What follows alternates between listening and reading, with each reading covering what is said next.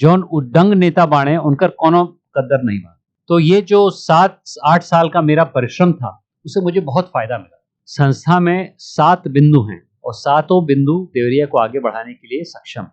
तो आज की तारीख में देवरिया और कुशीनगर में पर्याप्त साधन है।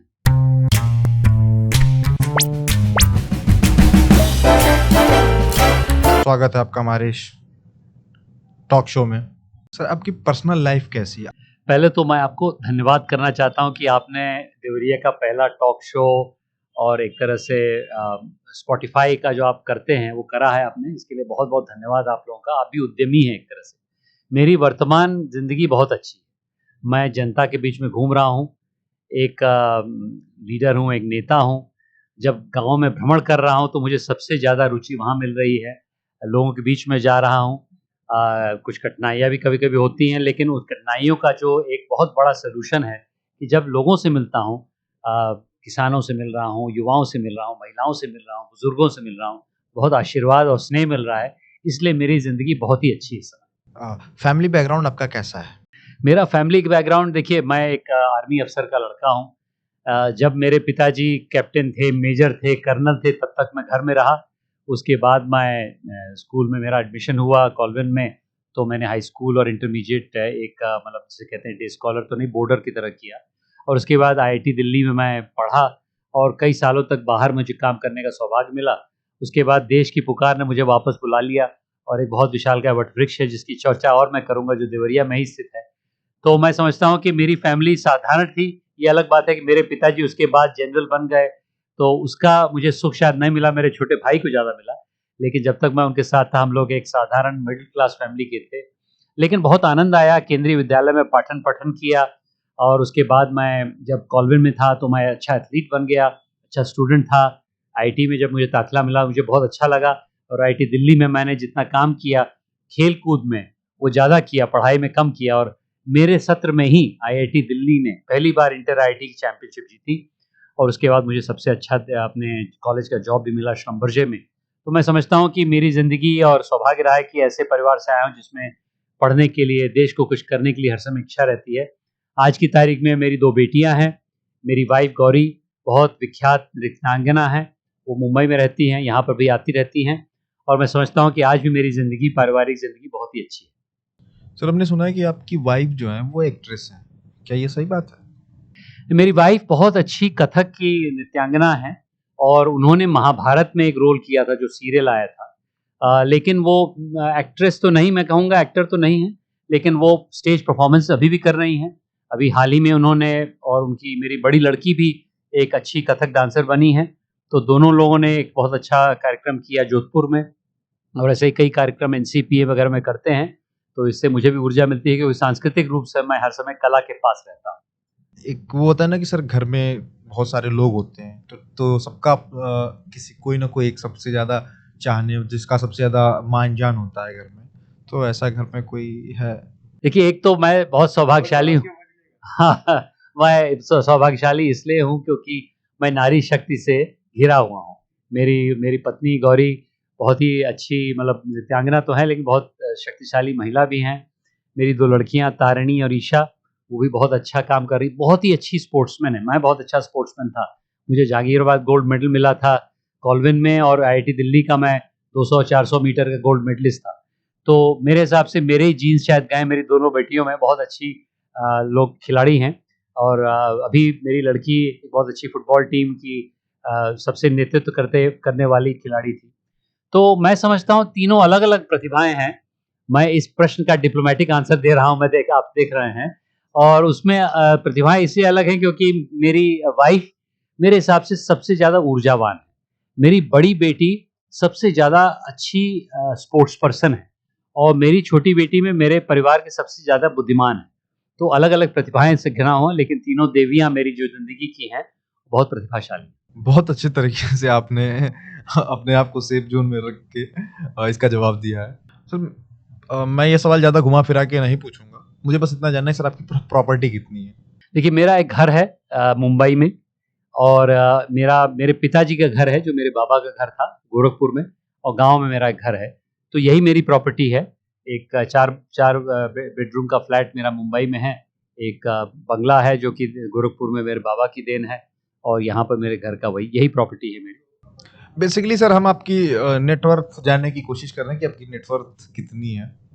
उसके बारे में मैं टिप्पणी नहीं दूंगा, लेकिन अगर आपने मेरी प्रॉपर्टी की बात करी है तो ये चीज़ें हैं। ये अलग बात है कि मैं एक बहुत सीनियर कंपनी में काम करता था कई सालों के लिए, तो वो एक अलग विषय है। लेकिन प्रॉपर्टी मेरी 3 है, मेरी नहीं है। एक तो मेरे पिताजी की है जो मुझे शायद विरासत में मिले, और जो बरपार वाला घर है जिसमें मैं रह रहा हूँ, अपने गाँव में ही रह रहा हूँ।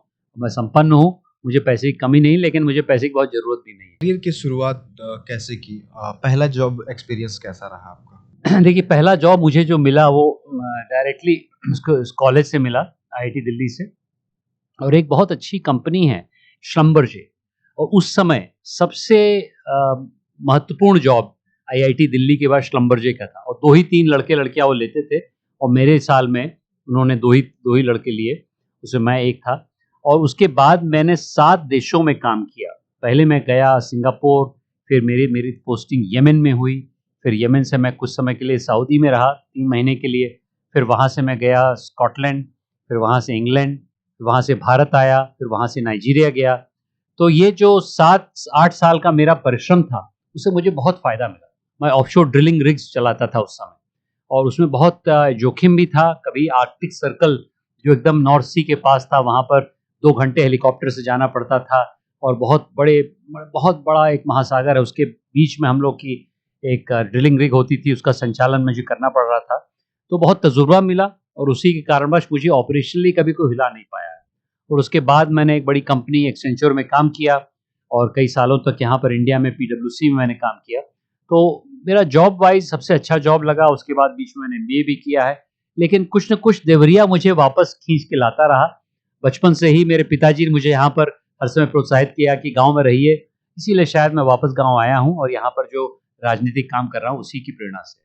अभी आपने बात की ऑफशोर ड्रिलिंग का, तो ये ऑफशोर ड्रिलिंग होता क्या है? देखिए, जब भी किसी खनिज तेल के लिए शोध होती है, खोज होती है, तो उसमें एक बड़ी जहाज को लेके मध्य समुद्र में आप जाते हैं, और वहाँ पर समुद्र के तट के नीचे, तले के नीचे आपको ड्रिलिंग करनी पड़ती है, तब ऑयल निकलता है। तो कई सालों तक मैंने वही ऑफशोर ड्रिलिंग रिग का संचालन किया। एक दिन का उसका जो किराया होता था, बड़ी-बड़ी कंपनी को जो हम किराए पे देते थे, उसका $50,000 टाइप का होता था उसका किराया। उसका संचालन करने का काम मुझे करीब 7 साल करने का सौभाग्य मिला। और ड्रिलिंग बहुत रिस्की होते होंगे, तो इसमें किस टाइप के रिस्क ज़्यादा होते थे? अगर कोई ऐसा कुछ एक स्टोरी हमारे साथ शेयर करना चाहें। तो मैं आपको इस प्रश्न का 2 उदाहरण से उत्तर देता हूँ। एक, मैं नॉर्थ यमन में था, तो नॉर्थ यमन में जब हमारा रिग एक रुबल खाली है, एम्प्टी क्वार्टर से बोलते हैं, जो नॉर्थ यमन और सऊदी अरेबिया के बीच का जो एक बहुत बड़ा एक डेज़र्ट है, वहाँ पर हमारी रिग्स होती थी। तो वहाँ से हम लोग जब चलते थे, तो आते समय कैलाशनिकोव धारी कुछ नवयुवक हमें घेरते थे। उनके साथ हमें बातचीत करनी पड़ती थी, उन्हें समझाना पड़ता था कि हम उनके देश के हित के लिए काम कर रहे हैं। फिर वहाँ से हम सना आते थे। तो आप समझते हैं कि बहुत जोखिम तो था ही। उसके बाद जब मैं नॉर्थ सी में गया, तो पहला भारतीय था जो स्कॉटलैंड उस समय गया था, और उसमें भी वहाँ के लोग जो समझते थे कि वहाँ गोराई से काम करते थे। तो बहुत बड़ी जहाज पे, बहुत बड़ी रिग पे जब मैं पहुँचा, तो लोग अचंभित थे। उसके बाद वहाँ भी कुछ लोगों से मैंने लड़ाई भी की, कुछ लोग झगड़ा भी किया। देखिए, हम बाणी पूर्वांचल के, हमकी कोनो रोक नहीं पाई। तो वहाँ हम लोग जाके अपनी धाक जमाई, सबसे बेस्ट रिग मैंने वहाँ चलवाई, और देवरिया और अपने क्षेत्र का नाम वहाँ भी मैंने रोशन करने का सौभाग्य प्राप्त हुआ। पॉलिटिक्स में शामिल होने का कोई विशेष कारण? देखिए, समाज की सेवा, अपने क्षेत्र की सेवा सिर्फ आप सामाजिक कार्य से नहीं कर सकते। उसके लिए हम लोग को अपने क्षेत्र में राजनीतिक शक्ति लानी है। उसके लिए मैं प्रतिबद्ध हूँ। मैं एक पार्टी का कार्यकर्ता हूँ। पार्टी यदि मुझे मौका देती है तो मैं और आगे चल के करूँगा। 2004 से मैं भारतीय जनता पार्टी से 20 सालों से जुड़ा हुआ हूँ। मैंने भारतीय जनता पार्टी में उस दिन दाखिला लिया जिस दिन उनकी शिकस्त हुई थी, क्योंकि मैं समझता हूँ कि भारतीय जनता पार्टी के मूल सिद्धांत मेरे सिद्धांतों से बहुत मिले जुले हैं, और उसमें दीनदयाल उपाध्याय जी ने जो कहा, अंत्योदय की भावना, एकात्म मानववाद की भावना, उससे मैं बहुत प्रभावित हूँ। तभी से मैं लगातार पार्टी के सेवा में रहा हूँ। सक्रिय राजनीति में करीब पिछले 7-8 साल से आया हूँ, और उसमें मैं समझता हूँ कि अपने क्षेत्र में हर घर में घूम रहा हूँ, और जो मैंने सामाजिक कार्य किया जागृति द्वारा, उसको मैं पार्टी के साथ तो नहीं जोड़ूंगा, लेकिन मेरे कार्यशैली में उसकी एक छवि है। मैं समझता हूं कि सबके प्रयास से सबके विकास का जो नारा आदरणीय प्रधानमंत्री मोदी जी ने हमें दिया है, उसको आगे ले जाने के लिए प्रतिबद्ध हूं। अभी आपने जागृति मेंशन किया, तो जागृति क्या है? जागृति अब बहुत बड़ी और बहुत विशालकाय संस्था बन गई है। उसकी संस्थापिका हमारी अम्मा हैं, जो 20 साल पहले उन्होंने शुरू किया था, लेकिन जागृति यात्रा की स्थापना मैंने करीब 16 साल पहले करी। जागृति यात्रा आज की तारीख में विश्व की सबसे बड़ी रेल यात्रा है और उसमें हर साल 500 लोगों को लेके मैं 8000 किलोमीटर चलता हूँ। और उसमें हम लोग क्या करते हैं कि ऐसी जगह जाते हैं जहाँ के छोटे गांव शहरों से जो लोग हैं, उनसे प्रभावित करने वाले जो एक उदाहरण के तौर पे मार्गदर्शक मिलते हैं 12 जगह, तो 8000 किलोमीटर चलती है और एक पूरी ट्रेन हम लोग हायर करते हैं। और उसी के होते होते पिछले करीब 7 साल से मैंने देवरिया, कुशीनगर और पूर्वांचल के 10 जिलों में वही उद्यमिता की प्रकाश डालने की कोशिश करी है। और जागृति का मूल मंत्र है ये है कि लोगों को जागृत करें, ताकि हम अपने क्षेत्र को आगे बढ़ाने का जो संकल्प मैंने लिया है, हर व्यक्ति ले उद्यमिता के माध्यम से। तो देखिए, अब मैं राजनीति में आ गया हूँ पूर्णतः, तो जागृति में उतना मैं काम नहीं कर पा रहा हूँ, लेकिन जागृति में जो काम हो रहा है उसको राष्ट्रीय स्वयंसेवक संघ के एक स्वावलंबी भारत अभियान निकला है, उसका मैं नीति प्रमुख बनाया गया हूँ पूरे देश भर का। और उन्होंने मुझे ये भी दायित्व दिया है कि यहाँ के जो 10 जिले हैं गोरक्ष प्रांत के, उसमें आप अपने उपकेंद्र बनाइए। 3 जिलों में मैंने उपकेंद्र बना दिए हैं, तमकोही में, देवरिया में और गोरखपुर में।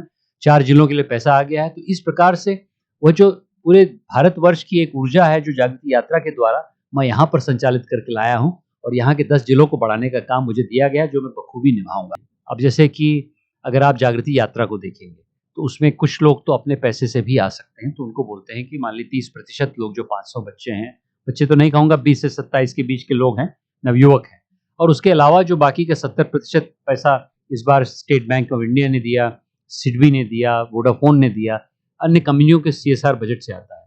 दूसरा प्रश्न आप ये कह सकते हैं कि यहाँ का जो आपने बड़ा केंद्र बनाया, उसके लिए पैसा कहाँ से आया? तो उस केंद्र का थोड़ा वर्णन करता हूँ कि 6 एकड़ की जमीन है, यहाँ पर बहुत विशालकाय एक वटवृक्ष है, उसकी छाया 120 फुट की है, एक आधे फुटबॉल फील्ड के बराबर। बरपार में ही है, आपके देवरिया में ही है। विशालकाय 300 साल पुराना वटवृक्ष है। उसके बगल 6 एकड़ में हम लोगों ने 20 करोड़ निवेश कर दिए हैं, जमीन खरीदने में कुछ किया है, कुछ वहाँ पर एक सेंटर बनाने में किया है। उसके लिए निधि जो आई थी, अधिकांश वो CSR से आई थी, जैसे कि LIC हाउसिंग ने हमें समर्थन किया, जोहो ने समर्थन किया, बजाज ने समर्थन किया। तो मेरा ये लक्ष्य है कि पूर्वांचल में अगर मैं 20 करोड़ ले आया हूँ पिछले 4-5 साल में, तो ऐसे ही आगे चल के भी मैं यहाँ पर निधि लाता रहूँ। के लाइफ में उतार चढ़ाव आते रहते हैं, तो कोई ऐसा इंसिडेंट हुआ हो जो आप हमारे साथ शेयर कर सकें? कई ऐसे इंसिडेंट हुए। मैं अपने दर्शकों को बताना चाहता हूँ कि ठीक है, मैं सफल हूँ इस समय, लेकिन उसके पीछे कई संघर्षों का भी परिणाम है। मैं 1-2 आपको बताता हूँ। एक बार मैं राफ्टिंग एक्सपीडिशन में, IIT दिल्ली के 3rd ईयर में स्टूडेंट था, और मैं hiking and mountaineering club secretary था। तो हमने एक राफ्टिंग एक्सपीडिशन, नाव का एक्सपीडिशन करा नर्मदा नदी पे। उस समय नर्मदा नदी बहुत शानदार थी, और एक दिन हम लोग चले उस पे, तो हमारी नाव के सामने मुझे मालूम था एक सहस्त्रधारा वो फॉल्स था, एक झरना था, करीब 40 फुट का झरना था। हमें मालूम था उसके बारे में, हमने उसका निरीक्षण भी किया था।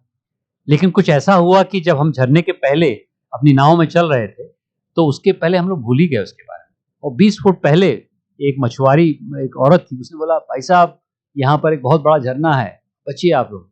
तो मैं तो कूद गया, मेरे एक और मित्र कूद गए, तीसरे मित्र कूद गए, चौथा मित्र उसी पे रहा। हमारी राफ्ट उसके ऊपर गई, नीचे गई। सौभाग्य था कि बीच में 2 चट्टानें थी, उसके बीच में वो राफ्ट फंस गई, और वो राघव, उसका नाम मेरे मित्र का, IIT दिल्ली का है, फंस गया। तो ऐसी जगह, ऐसे समय पे हमें ऐसा लगा कि एकदम कलह हो गया है, एकदम जिसे कहते हैं कोई न कोई वहाँ पर वहीं पर चित हो जाएगा। उस समय मुझे ऐसा लगा कि अपने में जो एक आत्मशक्ति दी है मेरे परिवार ने मुझे, उसका सहारा लिया, उस लड़के को वापस निकाला। और अगले दिन होली का दिन था, और हमने राफ्ट को रिपेयर करा, टूट गई थी, उसको रिपेयर किया और आगे चले। तो ये तो एक रोमांचक चीज़ थी। और एक और मेरे हिसाब से एक एग्जामिनेशन मैंने दिया था बहुत पहले, उसमें मैं सफल नहीं रहा। मैं बहुत उसके लिए परिश्रम मैंने किया, लेकिन मैं हारा नहीं। देखिए, जब भी आपके श्रोताओं को बताऊं, मेरे लिए एक दरवाज़ा बंद हुआ है तो दूसरा दरवाज़ा खुला है, और ये जिंदगी में होता है। और ब्रह्मांड में जब कोई अच्छा काम करता है, उस समय तत्कालीन फायदा भरसक न हो, लेकिन उसको वो फायदा अंततोगत्वा मिलता ही। ये मेरा अनुभव है, और इसमें मेरा अनुभव ही नहीं, मेरा ये अध्ययन भी है कि ऐसा ही होता है। सबका प्रयास सबका विकास, ये आपका एक स्लोगन है। देखिए, सबका प्रयास और सबका विकास कार्यालय जो मेरा नाम मेरे कार्यालय का नाम है, उसके पीछे एक मेरी सोच है, वो अलग सोच है। मैं समझता हूँ कि यदि मुझे यहाँ कोई पद मिलता है तो इतना बड़ा जनपद है, इसमें हम लोगों को 40 लाख लोग हैं लगभग, मान लीजिए 20 लाख वोटर हैं, तो इसमें हम लोग को हर के प्रयास से आगे बढ़ना पड़ेगा। एक व्यक्ति, चाहे वो डीएम हो या कोई अधिकारी हो या किसी पद पे हो, नहीं कर सकता। तो मोदी जी का जो नारा है कि सबके प्रयास से सबका विकास हो, उसको मैंने अपनाया है। मैं जहाँ-जहाँ अपने जनभागीदारी यात्रा में जा रहा हूँ, कम से कम 300 गाँव मैंने कवर कर लिए हैं। वहाँ पर यही बोलता हूँ कि यदि आप ग्राम प्रधान हैं, तो आप भी प्रयास करिए अपने ग्राम के लिए। अगर आप सामान्य वोटर भी हैं, तब भी आपको प्रयास करना पड़ेगा, तभी गणतंत्र की परिभाषा बदलेगी। गणतंत्र की परिभाषा ये नहीं कि आपने वोट कर दिया। मैं समझता हूँ देवरिया कुशीनगर में यदि कोई वोटर है, तो उसके साथ-साथ वो निर्माता भी है। अगर वो उपभोक्ता है, उसके साथ-साथ वो इनोवेटर भी है, नवाचारी भी है। तो कैसे हम लोग अपने क्षेत्र को इस प्रकार से आगे बढ़ाएँ कि हर व्यक्ति में जो छुपा हुआ एक इनोवेटर है, उद्यमी है, वो और उसको निकालें। और उद्यमिता का ये मतलब नहीं कि आप सिर्फ कंपनी खड़ा करें। आप अगर स्कूल टीचर हैं, तब भी आप उद्यमी हो सकते हैं। अगर आप डॉक्टर हैं, तब भी उद्यमी हो सकते हैं। अगर आप लॉयर हैं, तब भी हो सकते हैं। ग्राम प्रधान हैं, तब भी उद्यमी हो सकते हैं। कम संसाधन से आगे भविष्य के लिए औरों को लिए काम करने की, सेवा की भावना से जो भी काम कर रहा है, उसको उद्यमी कहना चाहिए। और इसी के लिए मेरी नई किताब बहुत प्रासंगिक है, उसका नाम है middle of diamond India, penguin की प्रकाशित है, अभी नंबर 1 पे चल रही देश भर में। उसमें देवरिया कुशीनगर के बारे में भरपूर रूप से मैंने बात करी है और इसके बारे में और भी हम चर्चा कर सकते हैं। एनजीओ और पॉलिटिक्स में क्या-क्या चैलेंजेस आते हैं? इनको ओवरकम करने के लिए क्या-क्या स्ट्रेटेजीज हो सकती हैं? देखिए, राजनीति और समाज सेवा 2 गंगा यमुना जैसे हैं। और यदि आप राजनीति को गंगा कहें तो उसमें जनसंपर्क बहुत आवश्यक है। मैं चाहता हूँ कि मैं धरातल से जुड़ा रहूँ, लोगों से जुड़ा रहूँ, उनकी शादी-ब्याह, त्योहार में जाऊँ, उनको पता चले कि भाई मैं उनके साथ हूँ दुख-सुख में। कोई पैरवी के लिए मेरे पास आता है तो उनके लिए मेरे द्वार खुले रहते हैं। और हर प्रकार से अपने क्षेत्र को आगे बढ़ाने के लिए मेरे पास 5-6 बड़ी स्कीमें भी हैं। वह राजनीति का एक बहुत बड़ा अंग है, ताकि लोगों में विश्वास हो कि भाई ऐसा भारतीय जनता पार्टी, जो हमारी पार्टी नेतृत्व करती है, उसमें जो डबल इंजन मोदी जी और योगी जी लगाएँ, उसमें तीसरा इंजन मैं लगा दूँ। लेकिन सामाजिक कार्य अगर हम लोग नहीं करेंगे, तो वो डबल इंजन लगाने के में बहुत मुश्किल होगी। देखिए, डीएम, एसपी, दरोगा इनके साथ बात करना आवश्यक है। हमारी सरकार है भारतीय जनता पार्टी की, तो मैं समझता हूँ कि उसमें कुछ न कुछ अच्छा होता है। लेकिन यदि हमें उसमें तीसरा इंजन लगाना है, जो देवरिया का इंजन है, कुशीनगर का इंजन है, तो उसके लिए यहाँ पर सबके प्रयास से हम लोग को काम करना पड़ेगा।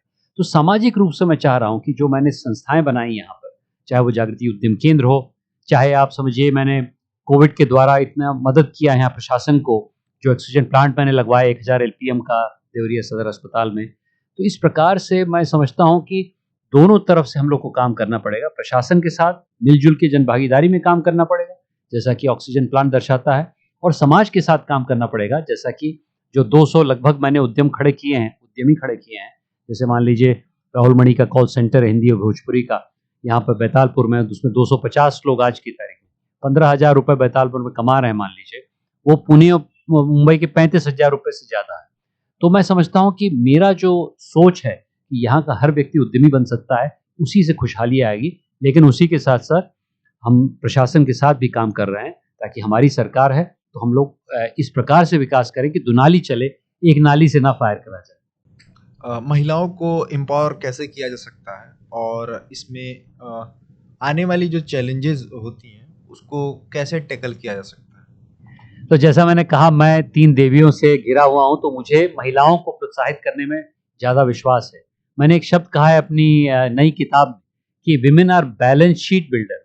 महिलाएं दूरगामी सोच से काम करती हैं और पुरुष प्रॉफिट एंड लॉस पीपल हैं। वो आज के प्रॉफिट एंड लॉस में ज़्यादा विश्वास करते हैं। इसका अर्थ ये है कि यदि आप महिला को 100 रुपए देते हैं, तो वो बच्चे की पढ़ाई, लिखाई, उसके खान-पान में करती हैं। चाहे कुछ भी हो, अगर पुरुष को आप 100 रुपए दें तो 20 रुपए पान, बीड़ी, तंबाकू में चला जाता है। इसलिए महिलाओं को प्रोत्साहित करना बहुत आवश्यक है और आज की तारीख में देवरिया की महिला और कुशीनगर की महिला बहुत सशक्त है। मैं तो हर जगह जाता हूँ तो देखता हूँ इतनी शक्तिशाली महिला। और इसी के लिए मैंने कई सालों पहले एक हर घर लक्ष्मी बाई का प्रोग्राम किया था, जिसमें मैं समझता हूँ कि हर घर में एक रानी लक्ष्मीबाई। और दोस्तों, रानी लक्ष्मीबाई झांसी की नहीं थी, रानी लक्ष्मीबाई तो पूर्वांचल की थी।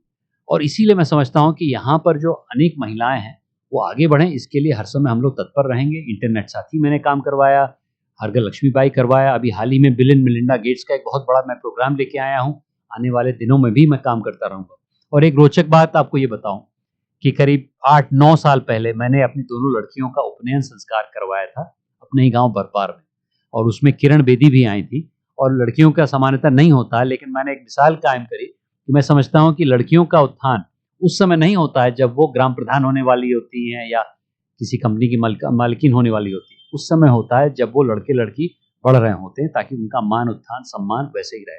तो मैं प्रतिबद्ध हूँ कि महिलाएं हैं, उनको आगे बढ़ाया जाए। और देवरिया दोस्तों, देवों की एरिया है न है, देवियों की एरिया अवश्य है। और देवरेवी माता के मंदिर पे मैं गया था अभी, इतना प्रभावित हुआ हूँ कि मैं समझता हूँ कि इसको हम लोग देवी और देवताओं की एरिया दोनों घोषित कर दिया जाए। अपने देवरिया शहर के लोगों की सबसे खास बात क्या है जो आपको अच्छी लगती है, और थोड़ा सा अपने देवरिया के स्टाइल में अगर आप उसको बताना चाहें।